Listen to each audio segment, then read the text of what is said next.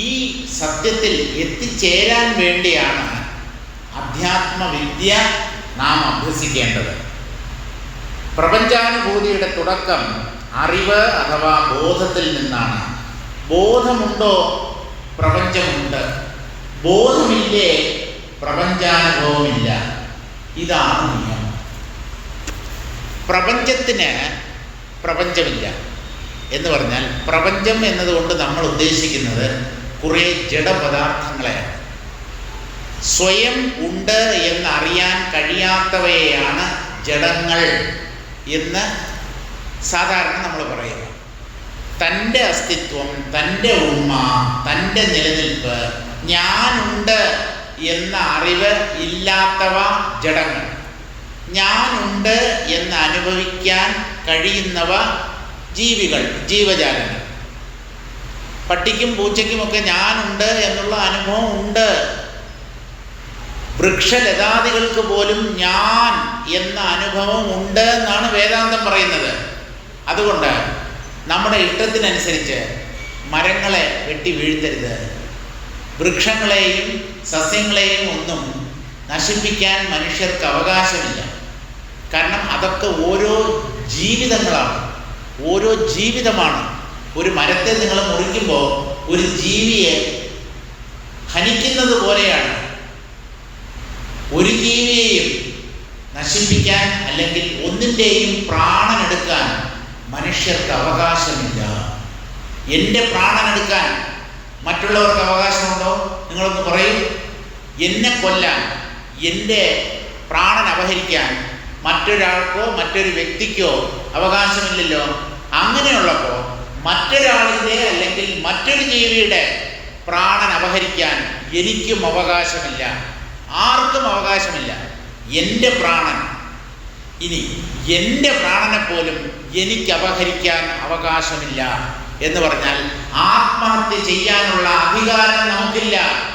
എന്തുകൊണ്ട്? നമ്മൾ ആത്മാവാണ്. നമ്മൾ വിചാരിച്ചാലും നമ്മെ കൊല്ലാൻ നമുക്ക് സാധ്യമല്ല. അല്ല, ലോകത്ത് ആത്മഹത്യ ചെയ്യുന്നവരുണ്ടല്ലോ ധാരാളം ആളുകൾ. പരീക്ഷയ്ക്ക് മാർക്ക് കുറഞ്ഞുപോയി, ഇഷ്ടപ്പെട്ട ആളിനെ വിവാഹം കഴിക്കാൻ പറ്റിയില്ല, ഇങ്ങനെ നിസ്സഹായമായ ഓരോ കാരണങ്ങൾ പറഞ്ഞാണ് പലരും ജീവൻ ഒടുക്കുന്നത്. അങ്ങനെ ആത്മഹത്യ ചെയ്യുന്നുണ്ടല്ലോ എന്ന് ചോദിച്ചാൽ അവർ ചെയ്യുന്നത് ആത്മഹത്യയല്ല, അവർ ചെയ്യുന്നത് ശരീരഹത്യയാണ്. ശരീരത്തെയാണ് അവർ കൊല്ലുന്നത്. ആത്മാവിനെ കൊല്ലാൻ അവർക്ക് സാധ്യമല്ല. എന്തുകൊണ്ട്? അത് അനശ്വരമായ സത്യമാണ്. അതുകൊണ്ട് ആത്മഹത്യ എന്ന വാക്ക് ഒരു നിരർത്ഥക പദമാണ്, അർത്ഥമില്ലാതെ. ആത്മാവ് നാശമില്ലാത്തതാണ്. ആര് വിചാരിച്ചാലും ഈ ആത്മാവിനെ ഹനിക്കാൻ സാധ്യമല്ല. ശരീരത്തെ നമുക്ക് ഹനിക്കാം, കൊല്ലാം എന്ന് നമ്മൾ കരുതുന്നു. പക്ഷേ ശരീരത്തെ ഹനിക്കേണ്ട കാര്യമില്ല. എന്തുകൊണ്ടെന്നോ? ശരീരം ജഡമാണ്. കല്ലിനെ ഞാൻ കൊന്നു, മണ്ണിൻ്റെ ജീവൻ അപഹരിച്ചു, പാറയെ വെട്ടി വീഴ്ത്തി, പാറ മുറിച്ചെടുക്കാം, പാറയെ കൊന്നു, ഒരു ജഡപദാർത്ഥത്തെ കൊന്നു എന്ന് നമ്മൾ പറയാറില്ല. സകല ജീവികളുടെയും ശരീരങ്ങൾ ജഡങ്ങളാണ്. ജഡത്തെ കൊല്ലേണ്ട കാര്യമില്ല. ജീവനുള്ളവയെ കൊല്ലാൻ പറ്റുകയുമില്ല. ഇനി പറയൂ, ഇവിടെ ആരെ കൊല്ലുന്നു? രണ്ടേ ഉള്ളൂ, ജഡം, ബോധം. ബോധത്തിൻ്റെ ഒരു പ്രകടനമാണ് ജീവൻ എന്ന് പറയുന്നത്. ആ ജീവനെ നമുക്ക് നശിപ്പിക്കാൻ പറ്റില്ല, കാരണം അത് ആത്മാവിൻ്റെ പ്രകടനമാണ്. ജഡത്തെ നശിപ്പിച്ചൂടെ? ജഡത്തെ നിങ്ങൾക്ക് നശിപ്പിക്കാം, പക്ഷെ ജഡത്തെ കൊന്നു എന്ന് ആരും പറയാറില്ല. ഞാൻ കല്ലിനെ കൊന്നു, വിറകിനെ നോവിച്ചു. വിറകിനെ എങ്ങനെയാണ് നിങ്ങൾ നോവിക്കുക? അതിന് ജീവനില്ലല്ലോ. ജീവനുള്ളതിനെയല്ലേ നമുക്ക് നോവിക്കാനോ കൊല്ലാനോ ഒക്കെ പറ്റൂ. അപ്പോൾ ജഡങ്ങളെ കൊല്ലേണ്ട കാര്യമില്ല. ചൈതന്യത്തെ അല്ലെങ്കിൽ ബോധത്തെ കൊല്ലാൻ ഒക്കുകയുമില്ല. ഇനിയിപ്പോൾ ആരെ കൊന്നു എന്നാണ്. ഈ മരണം എന്ന് പറയുന്നത് അർത്ഥമില്ലാത്ത ഒരു വാക്കാണ്. ഒരു മരണം സംഭവിക്കുമ്പോൾ എന്താണ് വാസ്തവത്തിൽ മരിക്കുന്നത്? ഒന്ന് ആലോചിച്ച് നോക്കാം നമുക്ക്. ശരീരമാണ് മരിക്കുന്നത് എന്ന് പറഞ്ഞാൽ ശരീരം പണ്ടേ ജഡമാണ്. ജഡത്തിന് മരിക്കേണ്ട കാര്യമില്ല. അല്ല, ആ ശരീരത്തിൻ്റെ ഉള്ളിലുണ്ടായിരുന്ന ജീവൻ അതാണ് മരിക്കുന്നത് എന്ന് പറഞ്ഞാൽ ആ ജീവൻ മരണത്തിലൂടെ ശരീരത്തിൽ നിന്ന് പുറത്തു കടക്കുകയാണ് ചെയ്യുന്നത്. അത് ഇല്ലാതാവുന്നില്ല. ഇനിയിപ്പോൾ എന്താ മരിക്കുന്നത്? അയാളുടെ ജീവൻ പോയി എന്നാണ് നമ്മൾ പറയുന്നത്. ജീവൻ പോയി എന്ന് പറഞ്ഞാൽ ശരീരത്തിനകത്ത് സ്പന്ദിച്ചു കൊണ്ടിരുന്ന ആ ജീവൻ ശരീരത്തെ വിട്ടകന്നു. ഇപ്പോൾ ആ ജീവൻ, ആ പ്രാണസ്പന്ദനം ശരീരത്തിനകത്തല്ല, പുറത്ത് സ്പന്ദിക്കുന്ന പ്രാണനെ നമുക്ക് തിരിച്ചറിയാൻ പറ്റില്ല. ഒരു ശരീരത്തിൻ്റെ ഉള്ളിൽ സ്പന്ദിക്കുന്ന പ്രാണനെ മാത്രമേ സ്റ്റെതസ്കോപ്പ് ഉപയോഗിച്ച് ഒരു ഡോക്ടർക്കോ അല്ലെങ്കിൽ നാഡി പിടിച്ച് നോക്കി മറ്റുള്ളവർക്കോ അറിയാൻ പറ്റും. പ്രാണന്റെ സ്പന്ദനം, തുടിപ്പ്, വൈബ്രേഷൻ. അപ്പൊ ഈ പ്രാണൻ എന്ന് പറയുന്നത് ഒരാൾ ജീവിച്ചിരിക്കുമ്പോൾ അയാളുടെ ശരീരത്തിനകത്ത് സ്പന്ദിക്കും. അയാൾ മരിച്ചു പോവുക എന്ന് പറഞ്ഞാൽ തന്നെ ശരീരത്തെ വിട്ട് പ്രാണൻ പുറത്തേക്ക് പോവുക എന്നാണ് അർത്ഥം. അപ്പോൾ അത് പുറത്ത് സ്പന്ദിക്കാൻ തുടങ്ങും. നമ്മളെന്താ വിചാരിക്കുന്നത്? അയാളുടെ കാറ്റ് പോയി, അയാളുടെ പ്രാണൻ പോയി, ആ വ്യക്തി പൂർണ്ണമായും ഇല്ലാതായി എന്നാണ് നമ്മൾ കരുതുന്നത്. ഒക്കെ തെറ്റിദ്ധാരണകളാണ്. ആത്മാവിൻ്റെ ശക്തി ശരീരത്തിനകത്ത് സ്പന്ദിക്കും, അപ്പോൾ ഒരാൾക്ക് ജീവനുണ്ട് എന്ന് നമ്മൾ പറയും. അതേ ശക്തി ശരീരത്തിന് പുറത്ത് സ്പന്ദിക്കാൻ തുടങ്ങുമ്പോൾ ആ ശരീരം നിശ്ചേഷ്ടമായി ശവമായി നിലംപതിക്കും. അപ്പോഴും പ്രാണൻ പുറത്ത് സ്പന്ദിക്കുന്നുണ്ട്. ആ പ്രാണന്റെ ഉടമസ്ഥൻ ഒരു കേടുപാടും കൂടാതെ ആ പ്രാണന്റെ അധിഷ്ഠാനമായി ബാക്കിയുണ്ടാവും. ഇങ്ങനെ നോക്കുമ്പോൾ ഇവിടെ ആരാണ് മരിക്കുന്നത്? ഇതൊക്കെ നമ്മൾ കൂടുതൽ ചിന്തിക്കും തോറും ഇങ്ങനെയുള്ള കാര്യങ്ങൾ വ്യക്തമായി തീരും. അപ്പോൾ പ്രപഞ്ചം എന്നുള്ളത് ബോധത്തിൻ്റെ സാന്നിധ്യത്തിലുള്ള ഒരു അനുഭവമാണ്. പ്രപഞ്ചത്തെ അനുഭവിക്കുന്നത് നമ്മുടെ ഉള്ളിലുള്ള ചിദംശമാണ്. ഓരോ ശരീരത്തിലും ഈ ചിത്ത് ഞാൻ എന്ന അനുഭവമായി പ്രകടമായിരിക്കുന്നു. അപ്പോൾ ബോധമുള്ളിടത്തെ പ്രപഞ്ചാനുഭവമുള്ളൂ. ബോധമില്ലാത്ത സ്ഥലത്ത് പ്രപഞ്ചാനുഭവം സാധ്യമല്ല. കാരണം പ്രപഞ്ചത്തെ അനുഭവിക്കാൻ ബോധത്തിനല്ലാതെ മറ്റാർക്കും കഴിയില്ല. എന്തുകൊണ്ട്? അനുഭവമാണ് ബോധസ്വരൂപം. ചിത്ത്, ചൈതന്യം എന്നാണ് ഈ ആത്മാവിനെ വിവരിക്കുന്നത്. നമ്മുടെ ഉള്ളിൽ അറിവ് അഥവാ ബോധമുള്ളത് കൊണ്ടാണ് നാം നമ്മുടെ ശരീരങ്ങളെപ്പോലും ഉള്ളതായി അറിയുന്നത്. ഇതെൻ്റെ ശരീരം എന്നാണല്ലോ ഓരോ ശരീരിയും അറിയുന്നത്. ഈ ശരീരം എന്നുള്ളത് നമ്മുടെ അനുഭവമാണ്. ശരീരത്തെ ഉണ്ടെന്ന് അനുഭവിക്കാൻ പറ്റും, ശരീരത്തെ ഇല്ല എന്നും അനുഭവിക്കാൻ പറ്റും. ശരീരത്തിൻ്റെ ഇല്ലായ്മയെ നാം അനുഭവിക്കുന്നത് ഉറക്കത്തിലാണ്, ഗാഠനിദ്രയിലാണ്. ശരീരത്തിൻ്റെയും പ്രപഞ്ചത്തിൻ്റെയും ഇല്ലായ്മയെ ഓരോ വ്യക്തിയും അനുഭവിക്കുന്നത്.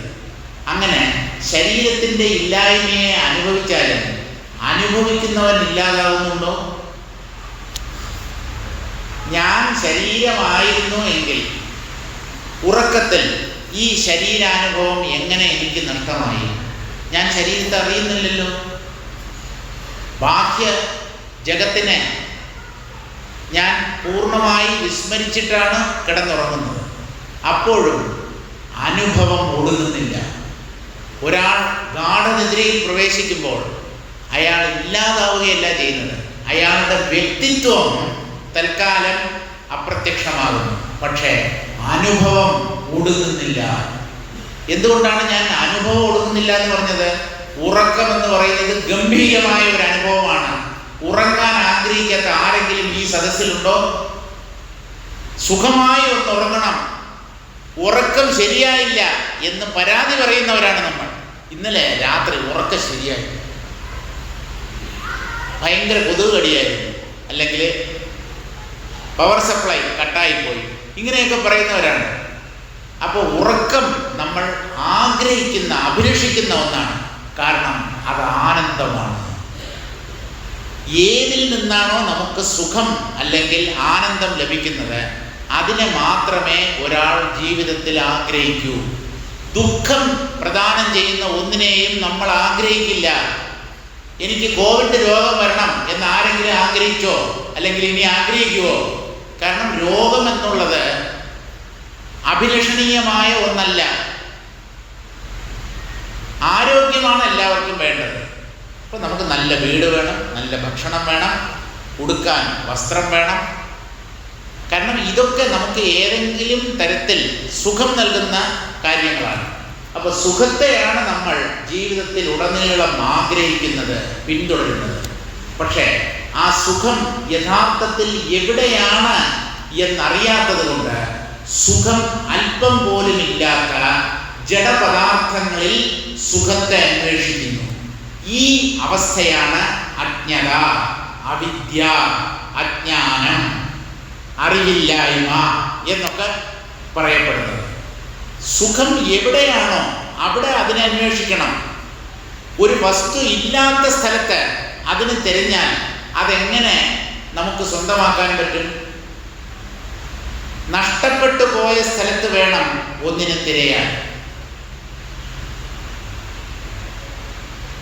ഒരു വസ്തു എവിടെയാണോ ഉള്ളത്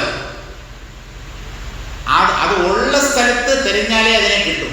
നമ്മൾ മറവി കാരണം എവിടെയെങ്കിലുമൊക്കെ വസ്തുക്കളെ അപ്പുറത്തും ഇപ്പുറത്തും ഒക്കെ മാറ്റി വയ്ക്കും.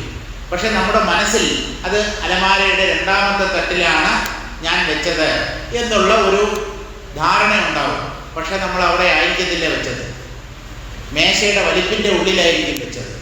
അലമാര മുഴുവൻ തപ്പി, 4ഓ 5ഓ തട്ടുണ്ട് അലമാരയ്ക്ക്, മുഴുവൻ തപ്പി, വസ്തു കിട്ടിയില്ല. എന്തുകൊണ്ട്? നിങ്ങൾ അവിടെയല്ല അതിന് വെച്ചത്. നിങ്ങൾ വെച്ച സ്ഥലത്ത് തേടിയാലേ കിട്ടും. അതുപോലെ സുഖം അത് ഉള്ള സ്ഥലത്ത് വേണം അതിനെ തിരയാൻ. സുഖം ആത്മാവിൽ മാത്രമേ ഉള്ളൂ. പ്രപഞ്ച പദാർത്ഥങ്ങളിൽ സുഖം അല്പം പോലുമില്ല. ജഡപദാർത്ഥങ്ങൾക്ക് നമ്മെ സുഖിപ്പിക്കാനുള്ള കഴിവില്ല. ജഡം നമുക്കെന്നും ദുഃഖത്തെ മാത്രം പ്രദാനം ചെയ്യുന്നവയാണ്. അതുകൊണ്ട് യഥാർത്ഥ സുഖം ആത്മാവിലാണ് എന്ന സത്യം തിരിച്ചറിഞ്ഞ് അവിടെ സുഖത്തെ അന്വേഷിക്കണം. എന്ന് പറഞ്ഞാൽ ആത്മാവിനെ സാക്ഷാത്കരിക്കണം എന്നർത്ഥം. അപ്പം നമ്മുടെ ഉള്ളിൽ അറിവ് അല്ലെങ്കിൽ ബോധം ഉള്ളത് കൊണ്ടാണ് നാം നമ്മുടെ ശരീരത്തെ പോലും ഉള്ളതായി അറിയുന്നത്. ബാഹ്യ വസ്തുക്കളെയും ബാഹ്യ പദാർത്ഥങ്ങളെയും എല്ലാം നമ്മൾ ഉള്ളതായിട്ട് അറിയുന്നത് നമ്മുടെ ഉള്ളിൽ ബോധം അല്ലെങ്കിൽ ആ ബോധത്തിൻ്റെ ഒരു അംശം ഉള്ളത് കൊണ്ടാണ്. ഈ ബോധം എന്നുള്ളത് അറിവ് സ്വരൂപമായിട്ടുള്ളതാണ്. അതുകൊണ്ടാണ് അതിന് മറ്റുള്ളവയെ അറിയാൻ കഴിയുന്നത്. അതുകൊണ്ടാണ് ഈ ആത്മാവിന് അറിവ് എന്ന പേര് ഗുരുനാഥൻ നൽകിയത്, ഗുരുദേവൻ. അറിവിൻ്റെ ഫലമായി ആദ്യം അവനവൻ്റെ ശരീരം ഉള്ളതായിത്തീരുന്നു. ശരീരത്ത് ഞാൻ ഉണ്ട് എന്ന് അറിഞ്ഞാൽ, അംഗീകരിച്ചാൽ മാത്രമേ അതിൻ്റെ അനുഭവം എനിക്കുള്ളൂ. ശരീരത്തെ നാം അനുഭവിക്കാൻ തയ്യാറാകുന്ന ഒരനുഭവമാണ് സുഷുപ്തി, ഗാഠനിദ്ര. അതുപോലെ മോഹാലസ്യം, ബോധം കിട്ട് വീഴുന്ന ഒരാൾ, അയാൾക്ക് എന്താണ് സംഭവിച്ചത് എന്നുള്ളത് അറിയില്ല. ഒരു ബ്ലാക്ക് ഔട്ടാണ് ഈ ബോധക്ഷയം എന്ന് പറയുന്നത്. ഒരു ബ്ലാക്ക് ഔട്ട്, എന്താണ് സംഭവിക്കുന്നത് എന്നുള്ളതൊന്നും അറിയില്ല. തല ഇറങ്ങി വീണു എന്നൊക്കെ നമ്മൾ പറയാറില്ല. അപ്പോൾ അയാൾ തലകറങ്ങി വീണതിന് ശേഷം തിരിച്ച് ബോധാവസ്ഥയിൽ എത്തുന്നതിൻ്റെ ഇടയ്ക്ക് എന്തൊക്കെയാണ് സംഭവിച്ചത് എന്ന് അയാൾക്കറിയില്ല. കാരണം അത് ഒരുതരം അന്ധകാരം പോലെയാണ്. അവിടെ എന്ത് സംഭവിക്കുന്നു എന്ന് ചോദിച്ചാൽ മനസ്സാണ് അബോധാവസ്ഥയിലേക്ക് പോകുന്നത്. മനസ്സ്, ബുദ്ധി ഇതെല്ലാം ഒന്നിൻ്റെ തന്നെ പ്രകടനങ്ങളാണെങ്കിലും ആ വൃത്തിവിശേഷങ്ങൾക്കനുസരിച്ച് പല പേരുകൾ പറഞ്ഞു വിളിക്കുന്നു. അപ്പോൾ ഒന്നിനെയും അറിയാതിരിക്കുന്ന ഒരവസ്ഥയുണ്ട്. ശരീരത്തെ മറന്ന്, ബാഹ്യലോകത്തെ മറന്ന് നാം കഴിയുന്ന അവസ്ഥയാണ് ഉറക്കം, സുഷുപ്തി എന്ന് പറയുന്നത്. ആ സുഷുപ്തിയിൽ നമുക്ക് ദേഹാനുഭവം ഇല്ല. ദേഹത്തെ അനുഭവിച്ചില്ലെങ്കിൽ നമുക്ക് ദേഹമില്ല. അല്ല, വീണ്ടും ഉണർന്നു വരുമ്പോൾ ഉണ്ടല്ലോ എന്ന് ചോദിച്ചാൽ, നിങ്ങൾ വീണ്ടും ശരീരത്തെ ഉള്ളതായി അംഗീകരിക്കുന്നു. നിങ്ങൾ അംഗീകരിക്കുന്നത് കൊണ്ടാണ് ശരീരമുള്ളത്. നിങ്ങൾ അംഗീകരിച്ചില്ലെങ്കിൽ ശരീരമില്ല. അല്ല, സംശയമുണ്ടോ ഈ കാര്യത്തിൽ? ശരീരം ഉള്ളതാവട്ടെ ഇല്ലാതാവട്ടെ, ഞാൻ അതിനെ അറിഞ്ഞാലല്ലേ എനിക്ക് ശരീരാനുഭവമുള്ളൂ. അതുകൊണ്ട് അറിയപ്പെടുന്നതെന്തും അറിവിൻ്റെ സാന്നിധ്യത്തിലാണ് ഉള്ളതായി തീരുന്നത്. അറിവ് അറിയാൻ തയ്യാറായില്ലെങ്കിൽ ഈ പ്രപഞ്ചം തന്നെ ഇല്ല. അറിവ് എന്ന് പറഞ്ഞാൽ ബോധം, ആത്മാവ്, പരമാത്മാവ്, ബ്രഹ്മം, ശാസ്ത്രീയമായ ഈശ്വര തത്വം, എന്ത് വേണമെങ്കിലും നിങ്ങൾ പറഞ്ഞോളൂ. അതിന് വാസ്തവത്തിൽ പേരില്ല. പേരില്ലാത്തവനെ ഏത് പേര് പറഞ്ഞും വിളിക്കാം. അങ്ങനെ ഒരു സൗകര്യമുണ്ട് നമുക്ക്. ഒരാൾക്ക് നിശ്ചിതമായ ഒരു പേരില്ല എന്ന് വിചാരിക്കുക, എന്ത് പേര് പറഞ്ഞും വിളിക്കാം. ദൈവത്തിനെ ഏത് പേര് പറഞ്ഞും വിളിക്കാം. ഓരോ മതക്കാർ ഓരോ പേര് പറഞ്ഞാണ് ആ ഭഗവാനെ വിളിക്കുന്നതും പ്രാർത്ഥിക്കുന്നതും ഒക്കെ. അറിവിൻ്റെ ഫലമായി ആദ്യം അവനവൻ്റെ ശരീരം ഉള്ളതായിത്തീരുന്നു. അവനവൻ്റെ ശരീരം ഉള്ളതായിത്തീരുന്നതോടുകൂടി മറ്റു പ്രപഞ്ച ശരീരങ്ങളും ഉള്ളതായിത്തീരുന്നു. ഗാഠനിദ്രയിൽ നിന്ന് ഉണർന്നു വരുന്ന ഒരു വ്യക്തി, നമ്മൾ രാവിലെ ഉറങ്ങി എഴുന്നേൽക്കാറുണ്ടല്ലോ, ആദ്യം നമ്മുടെ അനുഭവത്തിൽ വരുന്നത് നമ്മുടെ ശരീരമാണ്. എനിക്കൊരു ദേഹമുണ്ട്, ആ അനുഭവമാണ് ആദ്യം. അത് കഴിഞ്ഞിട്ടാണ് ചുറ്റുപാടുകൾ. ഞാൻ എവിടെയാണ് കിടക്കുന്നത്? ഞാൻ ബെഡ്റൂമിലാണ് കിടക്കുന്നത്, കട്ടിലിലാണ് ഞാൻ കിടക്കുന്നത്, കിഴക്കോട്ട് തലവെച്ചാണ് ഞാൻ കിടക്കുന്നത്. ഇങ്ങനെയുള്ളതെല്ലാം പിന്നീടാണ് നമ്മൾ അറിയുന്നത്. ആദ്യം ഞാൻ എന്ന ഭാവം, വ്യക്തിത്വം, അതാണ് ഉറക്കത്തിൽ നിന്ന് ഉണർന്നു വരുന്നത്. അത് കഴിഞ്ഞ് എനിക്കൊരു ശരീരമുണ്ട് എന്ന അനുഭവം. പിന്നീട് ആ ശരീരം എവിടെ കിടക്കുന്നു? ചുറ്റുപാടുകൾ. അതാണ് പിന്നീട് അറിവിന് വിഷയമാവുന്നത്. അപ്പോൾ അവനവൻ്റെ ശരീരം ഉള്ളതായി തീരുന്നതോടുകൂടി മറ്റ് പ്രപഞ്ച ശരീരങ്ങളും ഉള്ളതായി തീരുന്നു. എന്ന് പറഞ്ഞാൽ പ്രപഞ്ച പദാർത്ഥങ്ങൾ, മറ്റ് കുടുംബാംഗങ്ങൾ, ആ മുറിയിലുള്ള മറ്റ് സാധനങ്ങൾ, ഇതിനെയൊക്കെ അറിയാൻ തുടങ്ങുന്നു. എല്ലാ പ്രപഞ്ച ശരീരങ്ങളുടെയും പ്രവർത്തന രഹസ്യം ഇതാണ്. ബോധമാണ് ആദ്യം, അതിനെ തുടർന്നാണ് ജഡാനുഭവം. ആദ്യം ഞാനുണ്ട് എന്നറിയണം. ഞാനാണ് ഉണർന്നു വരുന്നത്, ഞാനാണ് ഉറക്കത്തിലേക്ക് പോകുന്നത്. ആ ഞാൻ ഉറക്കത്തിലേക്ക് പോയാൽ പ്രപഞ്ചാനുഭവം ഇല്ല. ഞാൻ ഉണർന്നു വരുമ്പോൾ പ്രപഞ്ചാനുഭവം ഉണ്ടാകുന്നു. ഇപ്പോൾ പ്രപഞ്ചാനുഭവമോ മേലെ, ആ പ്രപഞ്ചാനുഭവത്തെ ഉള്ളതായും ഇല്ലാത്തതായും അറിയുന്ന ഞാനോ മേലെ, ഞാൻ തന്നെയാണ് മേലെ. അതിൽ ഒരു സംശയവുമില്ല. ജഡത്തേക്കാൾ ബോധം എന്നും ഉന്നതമായ ഒരു തലത്തിലായിരിക്കും. അവയൊക്കെ ഉള്ളതായി നിലനിൽക്കുന്നത്. അവ എന്ന് പറഞ്ഞാൽ ഈ പ്രപഞ്ച ശരീരം, പ്രപഞ്ചത്തിലെ വസ്തുക്കൾ, ജീവനുള്ളവയും ഇല്ലാത്തവയുമായ എല്ലാം ഉള്ളതായി നിലനിൽക്കുന്നത് അവയുടെ ഓരോന്നിൻ്റെയും ഉള്ളിൽ അറിവുള്ളത് കൊണ്ടാണ്. ഒരു കല്ല്, മണ്ണ്, ഒരു ജഡപദാർത്ഥം, നമ്മൾ പറയുന്നത് അത് ജഡം എന്നാണ്. തെറ്റാണ്. അത് കട്ടിപിടിച്ച ബോധമാണ്, ബ്രഹ്മമാണ്. പക്ഷെ നമുക്ക് അങ്ങനെ കാണാൻ കഴിയുന്നില്ല.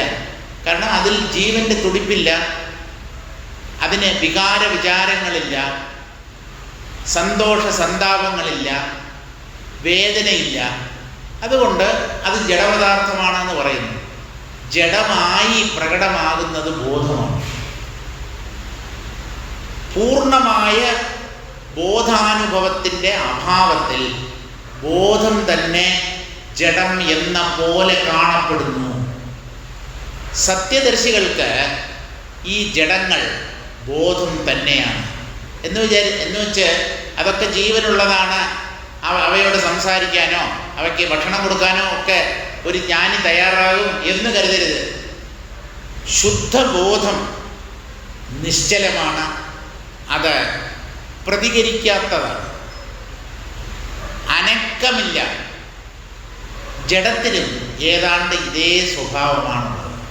എന്നാൽ പിന്നെ ജഡവും ബോധവും ഒന്നാണ് എന്ന് കരുതിക്കൂടെ എന്ന് ചോദിച്ചാൽ, ജഡത്തെ പോലും ഉണ്ടെന്നറിയുന്നത് ബോധമാണ്.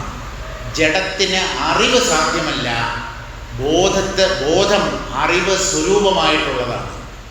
പ്രകാശവും ഇരുട്ടും ഇത് രണ്ടും വേറെയാണ് എന്നാണ് നമ്മൾ പറയുന്നത്.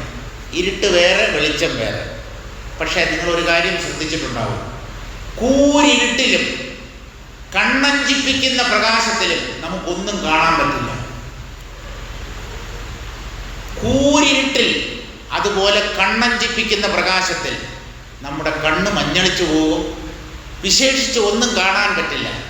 ഒന്ന് പ്രകാശപ്രളയം കൊണ്ട് കാണാൻ പറ്റാതായിത്തീരുന്ന ഒരവസ്ഥയാണ്, മറ്റൊന്ന് പ്രകാശത്തിൻ്റെ അഭാവം കൊണ്ട് ഒന്നും കാണാൻ പറ്റാതാവുന്ന ഒരവസ്ഥയാണ്. പക്ഷേ രണ്ടിടത്തും വിശേഷിച്ച് നമുക്ക് രൂപങ്ങളെ കാണാൻ പറ്റുന്നില്ല എന്നുള്ളത് കൊണ്ട് ഇരുട്ടും വെളിച്ചവും ഒന്നാണ് എന്ന് പറയരുത്. പൂർണ്ണമായ ബോധാനുഭവത്തിൽ ജഡമില്ല.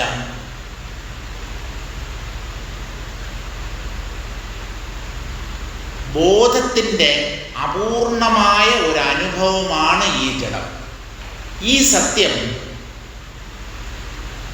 തത്വദർശികൾ അനുഭവത്തിലൂടെ മനസ്സിലാക്കി. നമുക്ക് ഈ ജഡം എന്താണെന്ന് തീരുമാനിക്കാൻ പറ്റുന്നില്ല. ജഡം എന്താണെന്ന് തീരുമാനിച്ചിട്ട് വേണമല്ലോ ബോധം എന്താണെന്ന് തീരുമാനിക്കാൻ. എന്താണ് ഈ ജഡം? ജീവനില്ലാത്ത വസ്തുക്കൾ, അചേതനങ്ങൾ,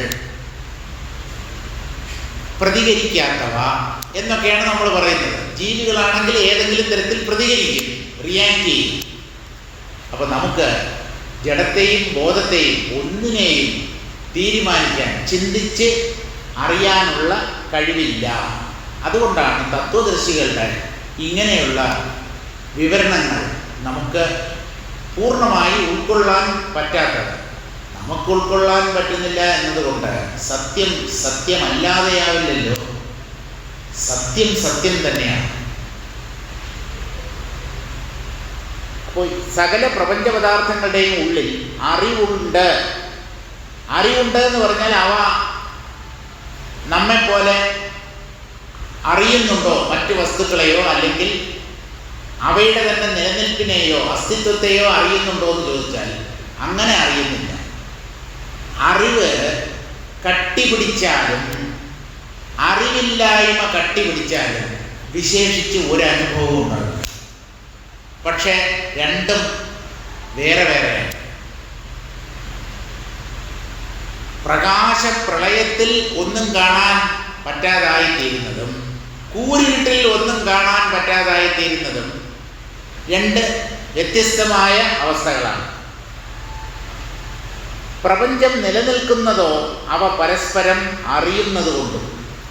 പ്രപഞ്ചം എന്ന് നമ്മൾ പറയുന്നത് ഒന്നിനെ അറിയുമ്പോഴാണ്, അല്ലെങ്കിൽ അനുഭവിക്കുമ്പോഴാണ്. ഈ അറിവ്, അനുഭവം ഇത് വേറെ വേറെയാണെന്നാണ് നമ്മൾ വിചാരിക്കുന്നത്. അല്ല, അനുഭവത്തിലൂടെ നാം അറിയുന്നു. കണ്ടാൽ അറിയാത്തവൻ കൊണ്ടാൽ അറിയും എന്ന് നമ്മൾ മലയാളത്തിൽ പറയാറുണ്ട്. കൊള്ളുക എന്ന് പറഞ്ഞാൽ അവിടെ അനുഭവിക്കുക. സ്വയം അനുഭവിച്ചാൽ പല കാര്യങ്ങളും മനസ്സിലാവും. കണ്ടു പഠിക്കാത്തവൻ കൊണ്ട് പഠിക്കും. അപ്പോൾ എല്ലാറ്റിൻ്റെയും ഉള്ളിൽ അറിവുള്ളത് കൊണ്ടാണ് ഒന്ന് മറ്റൊന്നിനെ അറിയുന്നത്. പ്രപഞ്ചം നിലനിൽക്കുന്നത് അവ പരസ്പരം അറിയുന്നത് കൊണ്ടാണ്. അവ എന്ന് പറഞ്ഞാൽ ജീവികൾ, ജീവജാലങ്ങൾ, അതിൽ മനുഷ്യരും പക്ഷികളും മൃഗങ്ങളും എല്ലാം ഉൾപ്പെടും. ചുരുക്കത്തിൽ അറിവില്ലെങ്കിൽ ഒരു പ്രപഞ്ച ഘടകത്തിനും സ്വന്തമായ നിലനിൽപ്പോ പ്രപഞ്ചത്തിൻ്റെ നിലനിൽപ്പോ അനുഭവിക്കാൻ സാധ്യമല്ല. ഞാനുണ്ട് എന്ന അറിവിനെ തുടർന്നാണ് മറ്റൊന്നുണ്ട് എന്ന അറിവുണ്ടാകുന്നത്. ആദ്യം മറ്റൊന്നിനെ അറിഞ്ഞിട്ടല്ല നാം നമ്മെ അറിയുന്നത്. ആദ്യം ഞാൻ എൻ്റെ സ്വന്തം അസ്തിത്വത്തെ അറിയുന്നു. അതായത് ഞാനുണ്ട് എന്ന അനുഭവത്തെ തുടർന്നാണ് മറ്റൊന്നുണ്ട് അല്ലെങ്കിൽ മറ്റു പലതും ഉണ്ട് എന്നൊരാൾ അനുഭവിക്കുന്നത്. അതുകൊണ്ട് പ്രപഞ്ചത്തിൻ്റെ നിയാമക ഘടകം അഥവാ പരമകാരണം അറിവ് അഥവാ ബോധമാണെന്ന് അസന്ദിഗ്ധമായും തെളിയുന്നു. സംശയരഹിതമായി ഈ കാര്യം തെളിയുന്നു. ശരീരബോധത്തിൽ കൂടി പ്രപഞ്ചബോധം ഉളവാക്കിക്കൊണ്ട് മനുഷ്യനിൽ സ്ഥിതി ചെയ്യുന്ന അറിവ് സൂക്ഷ്മനാമരൂപങ്ങൾ ഉൾക്കൊള്ളുന്ന സങ്കല്പങ്ങളുടെ പരമ്പരയാണെന്ന് മനസ്സിനെ പഠിച്ചിട്ടുള്ളവർക്ക് നിഷ്പ്രയാസം ബോധ്യപ്പെടും. സങ്കല്പങ്ങളാണ് ബാഹ്യ പദാർത്ഥങ്ങളുടെ രൂപത്തിൽ കാണപ്പെടുന്നത് എന്ന് മനസ്സിനെ വിശകലനം ചെയ്തവർക്ക് മനസ്സിലാക്കാൻ പറ്റും. നമുക്ക് ഈ മനസ്സ് എന്താണ് എന്ന് തന്നെ അറിയില്ല. എവിടെയാണ് മനസ്സിൻ്റെ ആസ്ഥാനം? ഇത് തലച്ചോറിലാണോ അല്ലെങ്കിൽ ശരീരത്തിൻ്റെ ഉള്ളിൽ മറ്റെവിടെയെങ്കിലുമാണോ? എവിടെയാണ് ഈ മനസ്സ്? വൈദ്യശാസ്ത്രം പറയുന്നത് തലച്ചോറിലാണ് ഈ മനസ്സ് എന്നാണ്. തലച്ചോറിലൂടെ മനസ്സ് പ്രവർത്തിക്കുന്നു എന്നുള്ളത് ശരി. തലച്ചോറ് ഒരു മാംസപിണ്ഡമാണ്, അതിലൂടെ മനസ്സ് പ്രവർത്തിക്കുന്നു. പക്ഷേ ഈ മനസ്സെന്ന് പറയുന്നത് തലച്ചോറിൽ നിന്ന് വിഭിന്നമാണ്.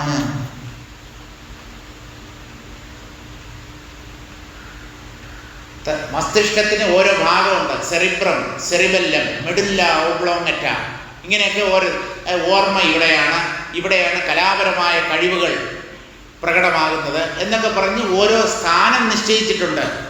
പക്ഷേ അതൊക്കെ പ്രകടമാകുന്നത് അതാത് മസ്തിഷ്ക ഭാഗത്തിൽ കൂടിയാണ്. പക്ഷേ ഈ കഴിവുകൾ യഥാർത്ഥത്തിൽ ഉള്ളത് ആത്മാവിലാണ്. ഒരു മീഡിയം, ഒരു ഉപാധി വേണം ഒന്ന് പ്രവർത്തിക്കാൻ. ഉപാധിയെ തന്നെ ഉപാധിയിലൂടെ പ്രവർത്തിക്കുന്ന ഒന്നായി കരുതുന്നത് വിഡ്ഢിത്തമാണ്. ഒരു ഉദാഹരണം കൊണ്ട് വ്യക്തമാക്കാം. നിർത്തിയേക്കെ, 1 മണിയാവാറായി. ബൾബിലൂടെയാണ് വിദ്യുത് ശക്തി പ്രവഹിക്കുന്നത്. അപ്പോഴാണ് നമുക്ക് പ്രകാശം ലഭിക്കുന്നത്. ബൾബാണ് പ്രകാശിക്കുന്നത്, അല്ലെങ്കിൽ ബൾബിലെ ഫിലമെൻ്റാണ് പ്രകാശിക്കുന്നത്. പ്രകാശത്തെ നമുക്ക് കാണാം, ബൾബിനെയും കാണാം. വിദ്യുത് ശക്തിയെ നമുക്ക് കാണാൻ പറ്റില്ല.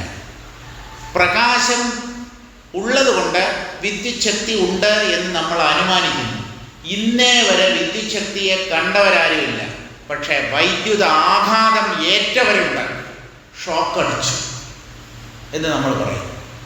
അപ്പം അതിനെ അനുഭവിക്കാൻ മാത്രമേ പറ്റൂ. ശക്തമായ ഒരു പ്രഹരം, അതാണ് ഷോക്കടിക്കുക എന്നതുകൊണ്ട് ഉദ്ദേശിക്കുന്നത്. പിന്നെ മൈൽഡ് ഷോക്കും ഉണ്ട്. ഇപ്പോൾ ഈ കത്തുന്ന ബൾബിനെ നോക്കിയിട്ട് ഈ പ്രകാശം ആണ് വാസ്തവത്തിൽ വൈദ്യുതി എന്ന് പറയുന്നത് പോലെയാണ്. ബൾബിലൂടെ പ്രവഹിക്കുന്നത് വൈദ്യുതിയാണ്. പക്ഷേ ബൾബോ ബൾബിൻ്റെ ഫിലമെൻ്റോ അല്ല വൈദ്യുതി. അത് ഒരു ഊർജമാണ്, അതൊരു ശക്തിയാണ്. അതിന് പ്രകടമാകാൻ ഏതെങ്കിലും ഒരു മാധ്യമം വേണം. Grinder, fridge, washing machine, mixie, tape record, radio, TV ഇങ്ങനെയുള്ള വസ്തുക്കൾ, മാധ്യമങ്ങളിലൂടെ ഒരേ വിദ്യുത് ശക്തി തന്നെയാണ് പ്രവർത്തിക്കുന്നത്. പല തരത്തിലാണ് പ്രകടമാകുന്ന അല്ലെങ്കിൽ ഈ പ്രകടനങ്ങൾക്ക് കാരണമായ വിദ്യുത് ശക്തി ഒന്നാണ്. ഇതുപോലെ ലോകത്തിലുള്ള സകല കഴിവുകളും സകല ശക്തികളും ആത്മാവിൻ്റെ പ്രകടനങ്ങളാണ്. വ്യക്തികളുടെ ശക്തി എന്ന് പറഞ്ഞില്ല, ഒരു ജീവിയുടെ ശക്തി അങ്ങനെയില്ല. എല്ലാ ശക്തികളും ആത്മാവിൻ്റേത്. അങ്ങനെ സർവശക്തികൾക്കും ഉറവിടമായ ഒരു പരമസത്യമുണ്ട്. അതിനെയാണ് ആത്മാവ്, ബ്രഹ്മം എന്ന് പറയുന്നത്. ആ ബ്രഹ്മം മനുഷ്യരാൽ സാക്ഷാത്കരിക്കപ്പെടേണ്ട ഒന്നാണ്. മനുഷ്യജന്മം സിദ്ധിച്ചിരിക്കുന്നത് ഈ ആത്മതത്വത്തെ കണ്ടെത്താൻ വേണ്ടിയാണ്. കാരണം മനുഷ്യബുദ്ധിക്ക് മാത്രമേ വിശകലനത്തിലൂടെ ഈ ആത്മതത്വത്തെ വേണ്ടവണ്ണം അറിയാൻ കഴിയൂ. മറ്റ് ജീവികൾക്ക്, നാൽക്കാലികൾ, പക്ഷികൾ, വൃക്ഷലതാദികൾ, ഇവയ്ക്കൊന്നും ആത്മതത്വത്തെ ചിന്തിച്ച് സാക്ഷാത്കരിക്കാനുള്ള കഴിവില്ല. അതാണ് മനുഷ്യജന്മത്തെ ഇതര ജന്മങ്ങളിൽ നിന്ന് ശ്രേഷ്ഠമാക്കി തീർക്കുന്നത്. അതുകൊണ്ട് ഈ ജീവിതം അടിച്ചു പൊളിക്കാനുള്ളതല്ല, ഇന്ദ്രിയ സുഖങ്ങൾ അനുഭവിച്ച് സ്വയം മറക്കാനുള്ളതല്ല. ഇത് ആത്മാവിനെ സാക്ഷാത്കരിക്കാൻ വേണ്ടി നമുക്ക് തന്നിട്ടുള്ള ഒന്നാണ്. ഈശ്വരൻ്റെ കാരുണ്യം കൊണ്ടാണ് നമുക്ക് ഈ മനുഷ്യജന്മം സിദ്ധിച്ചത്. അതിനെ വേണ്ട പോലെ നാം വിനിയോഗിക്കണം. എന്നാൽ മാത്രമേ നമ്മുടെ ജീവിതം സഫലമാകൂ. അപ്പോൾ നമുക്ക് കിട്ടിയിരിക്കുന്ന അസുലഭ സന്ദർഭം, ഒരു സുവർണ അവസരമാണ് നമുക്ക് കിട്ടിയിരിക്കുന്നത്. എന്തിന്? ആത്മാവിനെ സാക്ഷാത്കരിക്കാൻ. അപ്പോൾ ആ ലക്ഷ്യം നാം നേടിയാൽ മാത്രമേ നമ്മുടെ ജീവിതം സഫലമാകൂ, സാർത്ഥകമാകൂ. നിർത്താം. ഓം പൂർണ്ണമദഃ പൂർണ്ണമിദം പൂർണ്ണാത് പൂർണ്ണമുദച്യതേ പൂർണ്ണസ്യ പൂർണ്ണമാദായ പൂർണ്ണമേവാവശിഷ്യതേ. ഓം ശാന്തി ശാന്തി ശാന്തി.